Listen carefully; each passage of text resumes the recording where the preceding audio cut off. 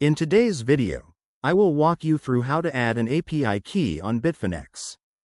An API key allows you to connect your Bitfinex account to supported third-party applications, trading bots, portfolio trackers, or other services that use the Bitfinex API. To begin, sign into your Bitfinex account and open your account menu.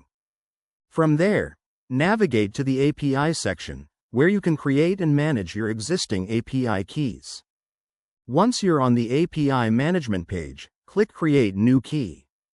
Bitfinex will display a form where you can configure the permissions for the new key. Review the list of available permissions carefully.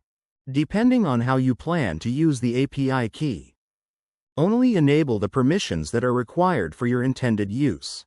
You can then label your API key. And once done, click Generate API Key button. After configuring the permissions, continue to create the API key. Bitfinex may ask you to complete one or more security verification steps before the key is generated. This could include entering a two-factor authentication code or confirming the request through your registered email address.